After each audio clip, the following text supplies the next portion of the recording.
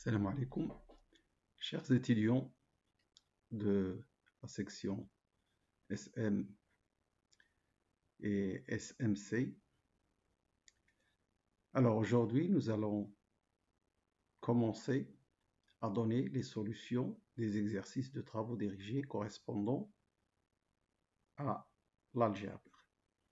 Donc nous avons sous les yeux la série numéro 1 où nous allons faire deux exercices. Alors, le premier exercice, comme vous voyez ici, donc on vous donne des ensembles et on vous demande de montrer que ce sont des sous-espaces vectoriels. Mais comme vous voyez ici, appartenant à R3, donc ça c'est un sous-ensemble de R3. Donc il faut montrer que c'est un sous-espace vectoriel de R3. Ici donc c'est dans R3.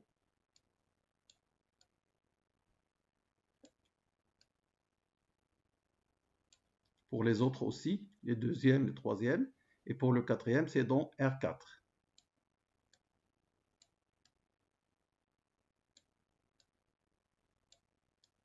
Comment vous pouvez devenir ça? Regardez, X, Y, Z, T, 4 composantes. Donc c'est bien, et c'est écrit même. Donc il faut montrer que ces sous-ensembles sont des espaces vectoriels de R3 pour le premier, le deuxième, le troisième, ou non, s'ils ne sont pas des sous-espaces vectoriels. Et pour le quatrième, c'est dans R4. Allons-y pour voir la solution du premier cas.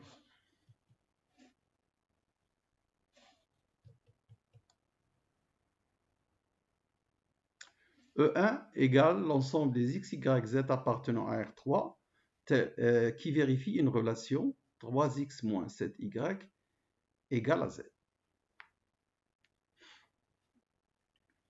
Alors, commençons d'abord pour apprendre comment montrer qu'un ensemble c'est un sous-espace vectoriel en général. Donc, d'abord, il doit être inclus dans R3. Ensuite, qu'il est non vide. En général, on vérifie qu'il contient l'élément neutre de l'addition.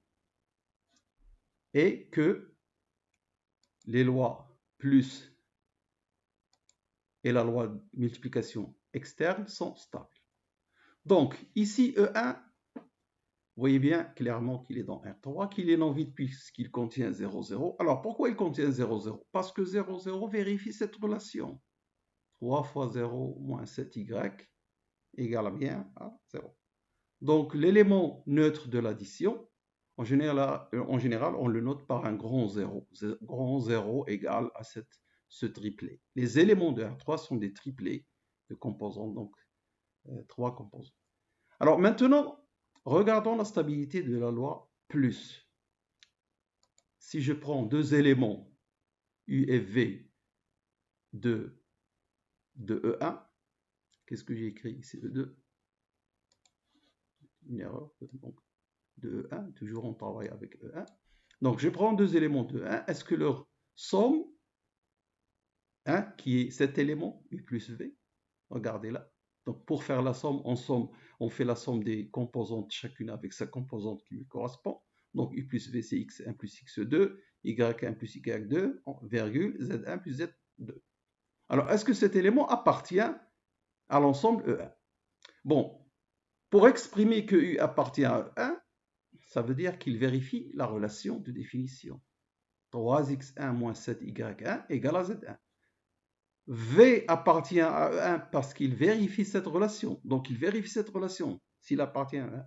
Si je fais la somme de ces deux équations membre à membre, c'est-à-dire ce membre plus le membre de gauche ici, vont être égales à z1 plus z2. Ce qui nous donne, après avoir utilisé la commutativité et l'associativité, en faisant la somme de cette expression-là avec celle-ci, je la récupère ici, comme je viens de dire avec associativité et commutativité, 3x1 plus x2 moins 7y1 plus y2 égale la somme des éléments qui sont dans le membre de droite, c'est-à-dire z1 plus z2.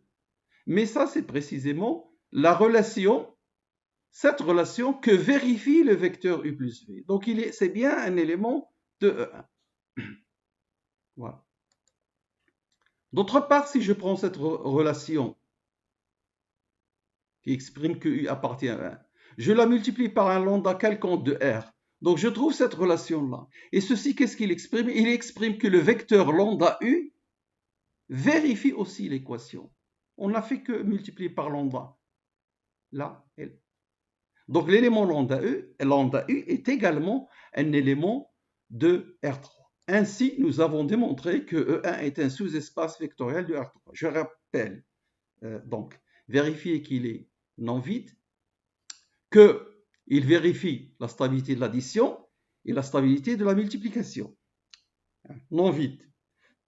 En général, le point élément neutre pour vérifier qu'il est non vide. Mais même si vous ne démontrez pas que 0 appartient à 1 et vous démontrez qu'il est non vide, cette expression en mettant 0 fois un élément, un vecteur quelconque, ça vous donne le vecteur nul appartient à 1. Bon, alors cette relation, elle vous permet de montrer que c'est un sous-espace vectoriel, mais elle ne vous renseigne rien sur la dimension. La dimension, hein, ou un système générateur tout en moins. Alors, c'est précisément la deuxième partie de la question. Déterminer lesquels des ensembles suivants sont des sous-espaces vectoriels de R3 ou de R4 suivant les cas. Lorsque c'est le cas, c'est-à-dire comme dans notre cas, premier cas, nous avons vu que c'est un sous-espace vectoriel, trouver une base de cet espace vectoriel et sa dimension. C'est pourquoi je vais faire une autre démonstration. Quand vous allez voir, ça vous démontre en même temps que c'est un sous-espace vectoriel et ça vous donne un système générateur. À ce moment-là, il suffit de montrer qu'il est libre ou bien en extraire un système libre générateur. Alors, voilà, je dis, on peut raisonner de manière différente. Voilà, c'est très simple à faire. U, un élément quelconque de 1, il appartient à 1 si et seulement s'il vérifie la relation. Ça veut dire que Z s'exprime en fonction de x et y. Bon, je vais disposer les composantes verticalement, c'est un peu parfois plus pratique. Donc U est de la forme x, y et z prend la valeur qu'il a.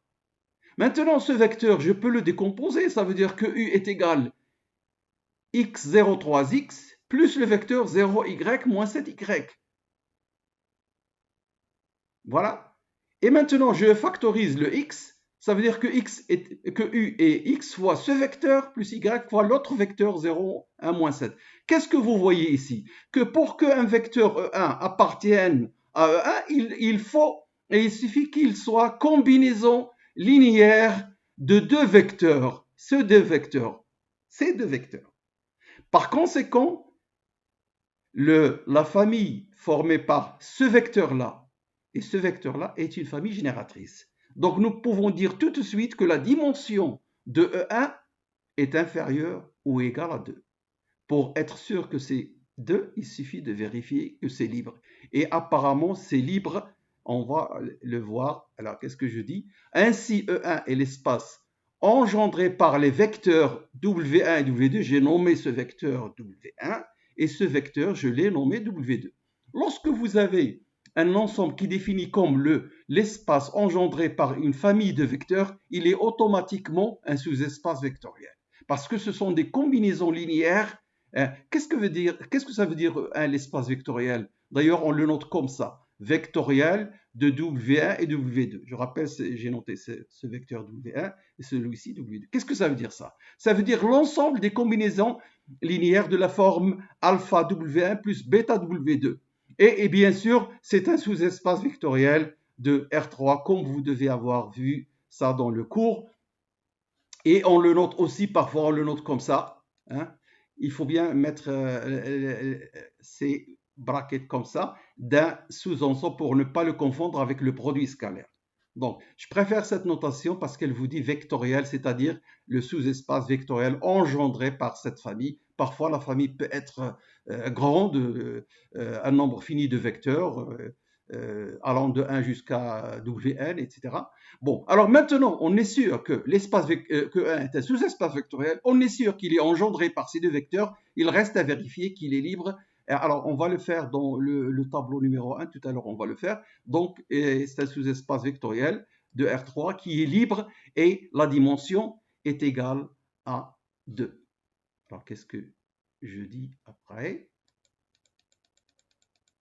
Cette dernière démonstration montre que E1 est engendré par la famille, on dit parfois famille ou bien système W1, W2. Alors, quand vous faites des résolutions de systèmes en même temps avec des familles, il vaut mieux utiliser le terme famille pour ne pas confondre les choses. Donc, il est engendré par cette famille, bien qu'elle n'est pas nombreuse, mais c'est une famille tout de même.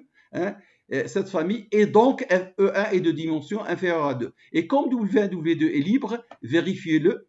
Hein, est-ce que vous avez le temps de le vérifier? On va le vérifier nous tout à l'heure. Donc W1, W2 est une base parce qu'il est générateur et libre. Je viens d'admettre qu'il est libre. Et la dimension de E1 est égale à 2. Ainsi, j'ai répondu à cette première question en vous donnant deux démonstrations. Alors jugez-vous quelle est celle qui vous permet de donner la réponse à la question entière. Bon, alors je fais un commentaire aussi. Ça peut être intéressant aussi. Quand vous avez des relations du type AX plus BY plus CZ égale 0, où A, B, C sont tous non nuls, cette équation en général, on vous a appris, je pense que vous l'avez vu dans l'enseignement secondaire au lycée, que c'est l'équation d'un plan vectoriel. Plan vectoriel, qu'est-ce que ça veut dire? Ça veut dire un sous-espace vectoriel de dimension 2. Dimension 2. Attention, A, B, C différent de 0, 0 est indispensable. Si le vecteur est nul, on n'a rien, on a 0 égale 0. Non nul. Et ce vecteur ABC, c'est l'orthogonal à ce plan vectoriel. Rappelez-vous cette question, cette propriété-là. Alors maintenant, nous allons voir dans le tableau 1 qu'est-ce que nous avons dit à propos de ça.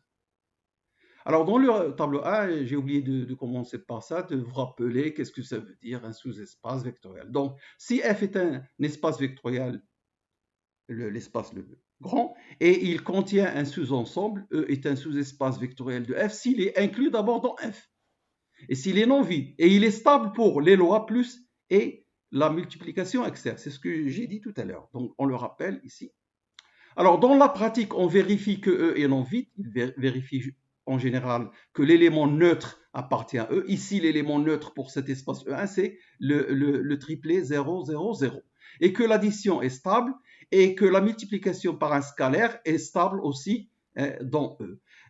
Attention, on peut rejoindre ces deux propriétés en une seule, qu'on peut appeler D si vous voulez, c'est-à-dire combiner les deux. Quel que soit lambda, quel que soit x, quel que soit y, lambda x plus y appartient à E. Ce n'est pas la peine de mettre ici bêta y parce que ça suffit. Alors, si vous prenez y égale 0, vous avez la propriété C. Si vous prenez lambda égale 1, vous avez la propriété B. Donc, ces deux propriétés-là, on peut les joindre en une seule. Donc, voilà tout ce qui est pour le rappel des propriétés et la définition d'un sous-espace vectoriel. Maintenant, les vecteurs W1 et W2 sont libres. Comment on fait? On prend une combinaison linéaire avec des scalaires quelconques alpha, bêta qui réalisent alpha W1 plus bêta W2 égale 0. Le grand 0, c'est l'élément neutre, comme j'ai dit tout à l'heure. Ça. Alors, ça veut dire, voilà, la disposition en verticale des vecteurs, c'est souvent très utile dans la pratique. Parce que quand vous multipliez la première ligne, donc vous aurez alpha fois 1 plus bêta fois 0 égale 0, la voici. La deuxième ligne, alpha fois 0 plus bêta fois 1 égale 0, bêta égale 0, ça y est, c'est fini. C'est quoi un système libre? Quand vous avez une combinaison linéaire nulle, alors les scalaires qui la forment doivent être nuls et c'est bien un système libre. Alors celle-ci ne sert à rien puisque si c'est nul, tout est nul. Voilà, nous avons bien démontré que les deux vecteurs forment un système libre et par conséquent, nous avons eu raison de dire que E1 est un sous-espace vectoriel de dimension 2 dans R3. Voyons maintenant le deuxième cas. Alors là, avant de faire la démonstration, on peut deviner ce que c'est. Regardez ici. Vous avez E2, c'est l'ensemble des xy appartenant à R3 qui vérifie cette équation x plus y moins z égale 0 et cette équation x plus y plus z égale 0. Bon, qu'est-ce que ça veut dire? Si on se ramène à ce que j'ai rappelé tout à l'heure, ça c'est un plan vectoriel et ça c'est un plan vectoriel. Celui-ci il est orthogonal au vecteur 1, 1, 1 et celui-ci est orthogonal au vecteur 1, 1, moins 1. Ces deux vecteurs ne sont pas collinéaires. Par conséquent, ça c'est un plan et ça c'est un plan. Alors cet élément pour être dans E2, ça signifie qu'il appartient au plan P1 et le plan P2 qui ne sont pas parallèles, donc ils sont séquents. L'intersection de deux plans, c'est quoi? Quand ils sont séquents, c'est une droite. Donc ce vecteur, nous allons voir que c'est une droite vectorielle. Allons-y.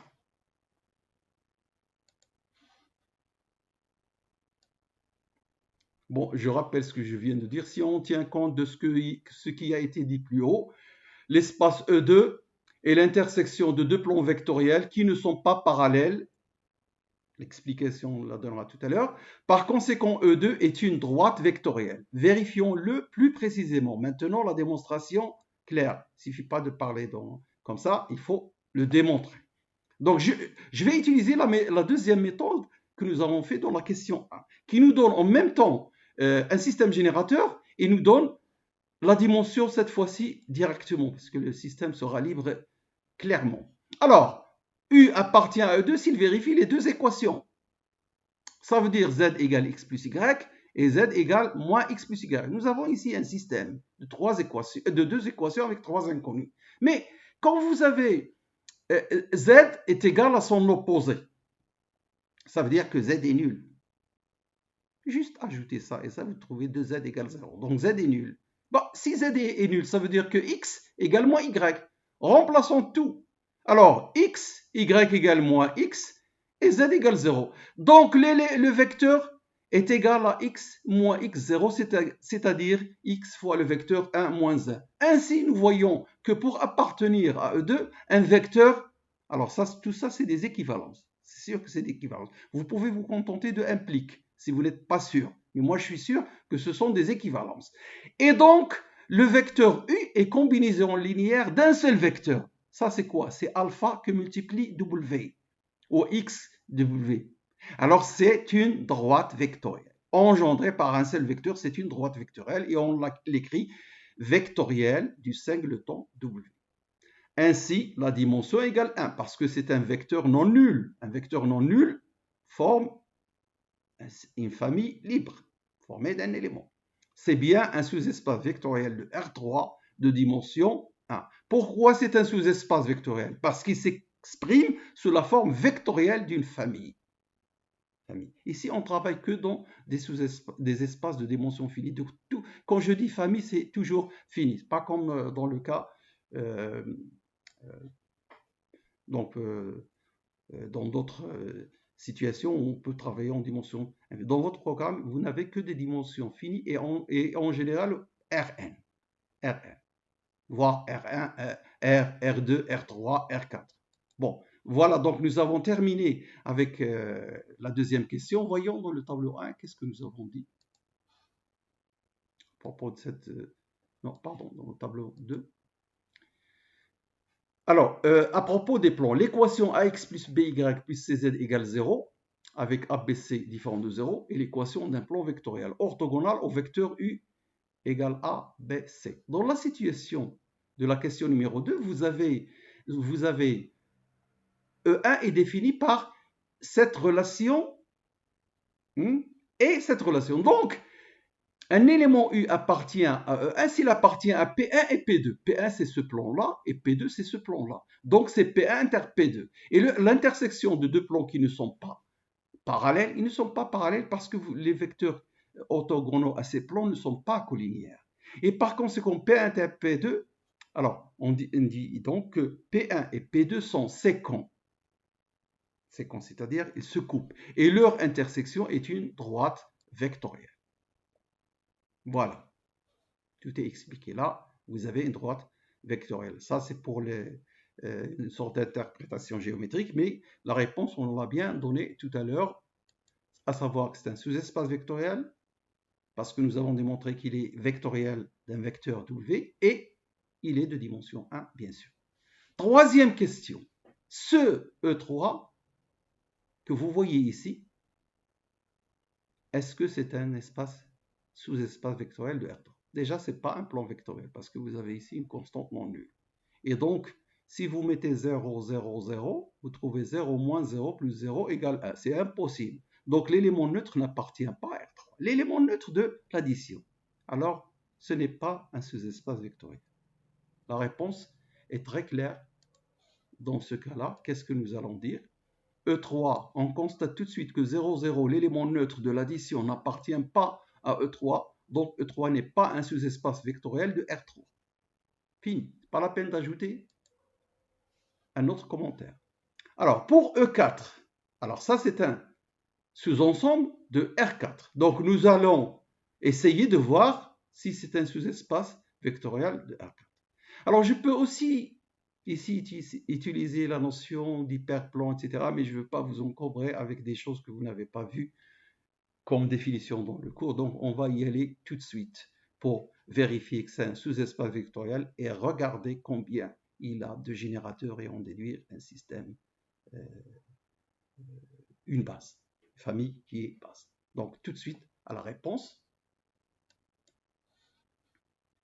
Dans le cas numéro 4, E4 est exprimé ainsi. Les vecteurs de R4 qui vérifient cette équation.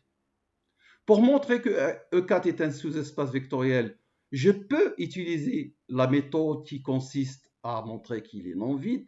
Alors ici, je devais écrire appartient, j'ai oublié, appartient à E4. Clairement, pourquoi? Pourquoi? Parce que 0 plus 0 plus 0 plus 0 est bien égal à 0. Donc l'élément neutre de l'addition appartient à E4. La stabilité, il faut les vérifier. On ne va pas les vérifier parce qu'on va donner l'autre méthode. Vous pouvez vérifier facilement que si U vérifie cette équation et V vérifie cette équation, vous faites la somme membre à membre et vous vérifierez que lambda U plus V aussi vérifie l'équation et donc appartient à E4. Alors on va faire l'autre méthode. Donc on va chercher à montrer que E4 est un sous-espace vectoriel de R4 engendré par une famille de vecteurs. Ainsi, regardez. Pour un vecteur U de E4, il appartient dans un vecteur U. Il appartient à E4 si et seulement si ses composantes vérifient cette équation. Alors maintenant, j'ai une équation et 4 inconnus. Donc je peux exprimer la dernière par exemple, en fonction des 3 premières. Vous pouvez faire l'inverse, exprimer x, pardon, pas l'inverse, autre méthode, exprimant x par rapport aux autres, les 3 dernières. Mais je préfère, par exemple, t, je l'exprime en fonction de x, y, z. Donc voilà le t, je le remplace. Et puis je garde les composantes x, y, z. Ce que je peux, pourquoi l'écriture verticale est intéressante, je peux disposer ça comme la somme de x fois 1, 0, 0, moins 1, plus y fois le vecteur 0, 1, moins 1, vous voyez, et z qui multiplie le vecteur 0, 0, 1, moins 1. Ainsi, vous voyez donc que pour appartenir à E4, il suffit que ce vecteur soit combinaison linéaire de 3 vecteurs. Donc, il apparaît que E4, c'est l'ensemble, c'est le sous-espace vectoriel engendré par les vecteurs U1, U2, U3. J'ai nommé ces vecteurs-là. Celui-là, je l'ai appelé U1. Celui-ci, je l'appelle U2. Et ce dernier, je l'appelle U3. Donc, maintenant, le fait qu'il soit un sous-espace vectoriel est assuré de R4. Nous avons un système générateur, comme son nom l'indique, le sous-espace engendré, ça veut dire qu'il est engendré par 3 vecteurs. Est-ce qu'ils font une famille libre? S'ils font une famille libre, la dimension sera 3. S'ils ne sont pas libres, ils sont liés, alors on doit en extraire une famille libre de 2 vecteurs. D'accord? Bon, alors, voilà. Ainsi, E4 est un sous-espace vectoriel de R4 engendré par la famille U1, U2, U3. On vérifie que cette famille est libre. Je vais le faire dans le tableau 2. Donc, dimension de E4 égale à 3. Allons-y au tableau 2 pour voir pourquoi c'est libre. Vous allez voir que c'est très rapide, surtout quand vous avez des vecteurs avec plein de zéros. Les équations qui découlent sont des équations très simples. Ainsi donc, comment démontrer que c'est un système libre? On verra dans d'autres séances de vidéos comment on va, par des méthodes pratiques, parfois arriver au but par la méthode de Gauss directement. On verra ça dans les séances qui vont venir. Alors, mais en général, si vous voulez montrer que U1, U2, U3 est libre, il faut prendre des scalaires quelconques, alpha, gamma, alpha, bêta, gamma, je les appelle comme ça, vous pouvez les appeler lambda, mu, etc., delta, c'est une appellation comme d'autres, qui vérifie alpha fois U1 plus bêta fois U2 plus gamma fois U3 égale le vecteur nul, 0, 0, 0. Il faut toujours savoir où est-ce que vous êtes. Vous êtes dans R4. Surtout n'écrivez pas égal à 0, 0, 0, 3, 0. Vous êtes dans R4. Le vecteur nul, c'est 4 composantes nulles. Si vous êtes dans R5, 5 composantes nulles. Bon, alors maintenant, je n'ai pas disposé verticalement parce que c'est tellement simple. Alors, la position numéro 1, nous avons alpha plus 0 égale 0. Donc, alpha égale 0. Position 2, alpha fois 0, c'est 0, plus bêta, bêta fois 1, c'est bêta, plus gamma fois 0. Donc, bêta égale 0. Position numéro 4, vous vous en doutez, qu'est-ce que ça va donner hein? Alors, position 3, alpha fois 0, c'est 0, bêta fois 0, c'est 0, plus gamma fois 1. Gamma égale 0. Je peux m'arrêter là. La dernière ne compte pour rien. Moins alpha, moins bêta, moins gamma égale 0. Les trois sont nuls. Toute combinaison linéaire avec des scalaires alpha, bêta, gamma quelconque de U1, U2, U3 qui est égal au vecteur nul, forcément, vous avez ces scalaires sont nuls. C'est bien ça la démonstration que c'est un système libre. Et comme il est générateur, donc notre sous-espace vectoriel E4 est un sous-espace vectoriel de R4 de dimension 3. L'exercice est terminé. Nous allons maintenant voir l'exercice numéro 2. Alors, il s'agit de démontrer, on vous donne des vecteurs. Dans chacun des cas, les vecteurs sont-ils linéairement indépendants? Alors, tous les vecteurs qui sont là sont des vecteurs des triplés. Donc, c'est dans R3. C'est dans R3. Tous ces vecteurs donc, sont dans R3. Alors, cherchez si les familles ainsi construites sont des familles libres ou liées. Bon, prenons le premier exemple. Bon, premier exemple. Voyons. Solution. Donc, ces deux vecteurs, regardez bien. Vecteur. Est-ce que c'est une famille libre? Même si on est dans R3, deux vecteurs peuvent être libres et peuvent être liés aussi. Alors, regardons. Alors, cette famille UV est-il libre dans R3? On dit libre ou bien linéairement indépendant. Alors, je prends une combinaison linéaire avec deux scalaires, parce que j'ai deux vecteurs, qui vérifient alpha U plus bêta V égale 0. Vous avez l'habitude en physique de mettre des flèches sur les vecteurs. En maths, ici, ce n'est pas la peine de mettre. On sait que c'est un vecteur, après sa nature, etc. Donc, nous avons ceci égale 0. Écrivons les composantes verticalement pour voir les équations qui en découlent. Donc, alors, alpha U plus bêta W plus bêta V égale 0, 0, 0. Et là, je dois vous signaler une chose. Parce que moi, quand je fais un cours, ce que je signale le plus aux étudiants, c'est les erreurs qui leur arrivent à l'examen. Et les erreurs des étudiants se ressemblent. Alors, parmi les erreurs graves, c'est quand on recopie les vecteurs avec une erreur. Par exemple, ici, moins 3, on met moins 2, ou bien plus 3. On fait une erreur de signe. Vous ne vous doutez pas que vous avez fait une erreur, vous commencez à travailler, vous passez une demi-heure, et puis tout est faux. Comment je fais? Est-ce que je continue? Est-ce que je refais? Alors, ce que je vous demande, c'est être très rigoureux quand vous recopiez l'énoncé. Ne pas faire d'erreur, soit de signe, soit de chiffre. Regardez, 2, 3, ici 3, 2, on peut confondre ces choses-là. Et donc, ce qui va découler va être fatal dans un examen. Bon, j'en ai l'habitude, parfois je fais des calculs et je me rends compte que je me suis trompé dans un signe. Donc, alors maintenant, j'ai fait attention, donc là, si je fais une erreur, vous me signalez évidemment. Hein. Alors, alpha, vous me signalez par écrit évidemment, hein, ou alors vous signalez aux professeurs qui vous font les travaux dirigés en présentiel. Hein. Alors, alpha 1, c'est alpha, plus bêta fois 1, c'est bêta, égale 0. Voilà donc la première équation. Deuxième équation, 2 alpha moins 3 bêta égale 0. Troisième équation, moins 3 alpha plus 2 bêta égale 0. Voilà. D'où l'intérêt de cette disposition verticale. Parce qu'un triplé, c'est un triplé. Que vous l'écriviez horizontal ou vertical, on comprend ce que c'est. Un objet de R3, c'est un triplé de 3 composants. Voilà. Bon, on a ces 3 équations. Comment résoudre? Alors, il y a un problème, c'est que quand vous faites votre cours d'algèbre, l'algèbre linéaire, vous n'avez pas encore vu le cours sur les systèmes. En fait, les gens tâtonnent pour trouver la solution d'un système. Mais ici, c'est très facile. Nous allons apprendre au fur et à mesure que l'on va faire les solutions, comment résoudre les situations. Je vais apprendre comment vous allez faire pour résoudre les systèmes par la méthode de Gauss. Alors, ici, alpha plus bêta égale 0, alors j'ai bêta égale moins alpha. D'accord? Très bien. Et je remplace ici bêta par moins alpha. Donc, je trouve 5 alpha égale 0. Voilà, alpha est nul. Alpha est nul.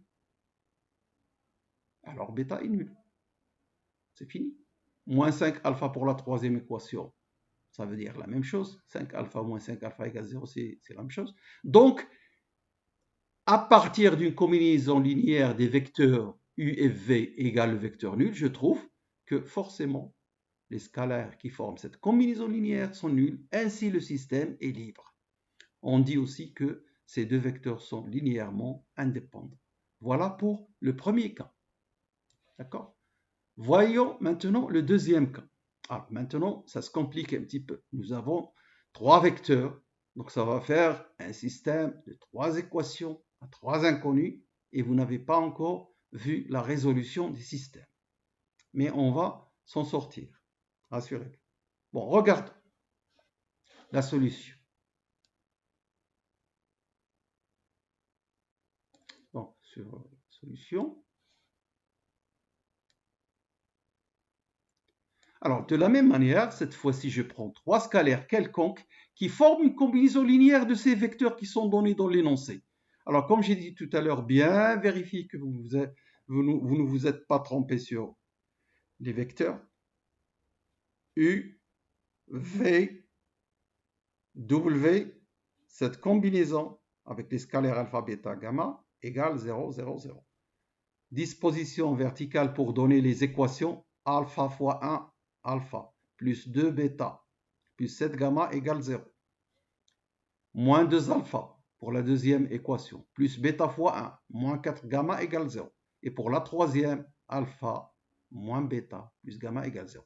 Alors maintenant, pour résoudre, je suis en train de vous apprendre comment on utilise la méthode de Gauss. Après, on pourra se débarrasser des lettres et juste des tableaux de matrices qui nous permettent de résoudre le système. Alors, je donne à chaque équation un nom, L1, ligne 1 si vous voulez, L2, L3. Et je vous montre quelle combinaison je fais pour éliminer les variables jusqu'à trouver la solution. Bien. Alors, qu'est-ce que je dis ici? L1, ça veut dire je garde cette ligne comme elle est, la première, je la garde. Ici, qu'est-ce que je dis? Je combine 2L1 plus L2 et elle devient la ligne L2. Voilà, regardez cette écriture. 2L1 plus, 2L1 plus L2, c'est ce que je vais mettre dans la ligne 2. Alors, pour ne pas à chaque fois leur donner une nouvelle appellation, je ne vais pas mettre L4, L5, L6, je ne change pas le nom de la ligne. Donc, cette combinaison devient la ligne 2. Alors, regardez cette combinaison. 2 fois alpha moins 2 alpha. Le alpha a disparu. Je l'ai fait exprès pour faire disparaître le alpha. Et maintenant, 2 fois 2 bêta, c'est 4 bêta. Plus bêta, ça fait 5 bêta. Et là, je multiplie par 2, ça fait 14 gamma. Plus moins gamma, c'est 10 gamma. Voilà donc la ligne 2. Elle est beaucoup plus simple. Il n'y a pas de le alpha. Alors maintenant, ici j'ai alpha et là j'ai alpha. Si je veux l'éliminer, il suffit que je fasse L1 moins L3 ou bien L3 moins L1. Qu'est-ce que j'ai pris? L3 moins L1. Donc L3 moins L1 devient la ligne numéro 3. Alors L3 moins L1, alpha moins alpha. 0, il n'y a plus de alpha. Moins bêta, moins 2 bêta. Ça fait moins 3 bêta. Moins gamma, hein, pardon, gamma moins 7 gamma. Ça fait moins 6 gamma. Mais si vous regardez bien cette ligne et cette ligne, alors regardons cette ligne. Qu'est-ce qu'elle nous donne? 5 bêta égale moins 10 gamma. Vous divisez par 5 et vous trouvez bêta égale moins 2 gamma. Bêta égale moins 2 gamma. Si vous faites ici la même chose, si vous faites passer le 6 gamma de l'autre côté et vous divisez par moins 3, vous trouvez bêta égale moins 2 gamma. Ainsi, il y a une relation entre bêta et gamma. Et pour déduire alpha, je vais remplacer bêta par moins 2 gamma ici. Et là, vous avez 7 gamma. Donc, vous faites la somme. Alors ici, vous avez alpha. Bêta, c'est quoi? Moins 2 gamma que multiplie 2, ça fait moins 4 gamma. Et plus 7 gamma, ça veut dire donc alpha plus 3 gamma égale 0, donc alpha égale moins 3 gamma. Ainsi, vous voyez que un triplet de scalaire alpha, bêta, gamma qui vérifie ces deux équations nous donne une combinaison linéaire nulle. Et on peut prendre par exemple gamma égale 1. Ainsi, nous aurons la triplette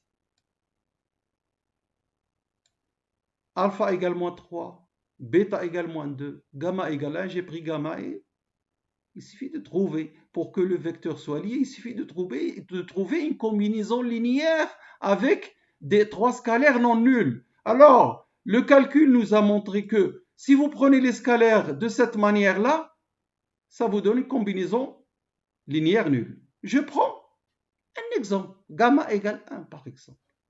Alors, il en découle alpha égale moins 3 et bêta égale moins 2. Voilà. Alors donc, moins 3, donc alpha moins 3U, bêta moins 2V, ça donne 0. On dit que c'est une relation de dépendance linéaire. Ces vecteurs sont liés et il y a une relation de dépendance linéaire. Je vous demande de les vérifier. Ce n'est pas facile, mais on la vérifie par le calcul. Mais vous voulez être sûr, vérifiez ça, vous trouvez 0. Les 3 vecteurs sont linéairement dépendants.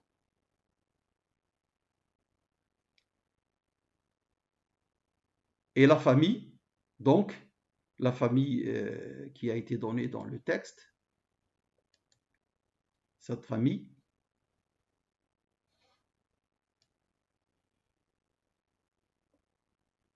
dans l'exercice numéro 2, cette famille n'est pas libre, elle est liée. Je réponds au petit c. Qu'est-ce que vous voyez dans C? Une famille qui contient le vecteur nul. Rappel du cours, une famille qui contient le vecteur nul est liée. Les vecteurs sont linéairement indépendants. En effet, vous prenez ici alpha égale 0, ici prenez bêta n'importe quoi. 10 par exemple. 0 fois ce vecteur plus 10 fois ce vecteur. 10 fois ce vecteur, c'est 0, 0, 0. Plus 0 fois ce... Donc, vous avez une combinaison linéaire nulle de ces vecteurs en prenant alpha égale 0, gamma égale 0 et bêta n'importe quoi. Qui est non nul. 10, 11, ce que vous voulez. Donc, alors, en général, sachez que lorsque une famille contient le vecteur nul, elle est liée. Les 3 vecteurs sont linéairement dépendants. Dernière question, et elle sera rapide également. Vous avez 4 vecteurs dans R3. R3 est un espace de dimension 3. Toute famille libre admet un nombre de vecteurs inférieur ou égal à 3. Ça veut dire quoi? Ça veut dire si le nombre de vecteurs dépasse 3, la famille est libre. Ça aussi, c'est des choses que vous avez vues dans le cours. Si l'espace est de dimension n, toute famille qui a un vecteur qui dépasse le n est liée, et tout vecteur et tout système libre donc ne peut avoir au plus un nombre de vecteurs supérieur. Ne peut avoir un nombre de vecteurs supérieur à 3. Alors, qu'est-ce qu'on a dit dans la rédaction pour ce dernier?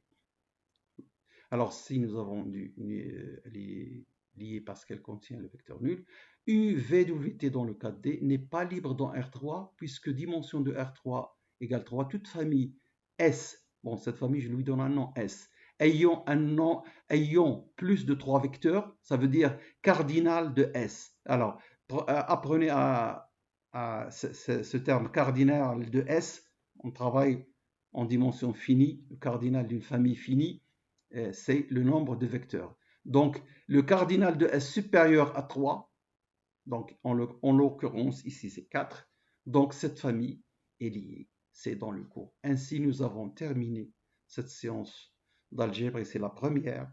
Vont suivre, c'est la première partie de la série numéro 1. Vont suivre également donc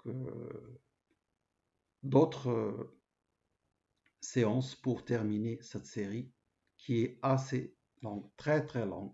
Ça, ce n'est que la première page. Donc, la prochaine fois,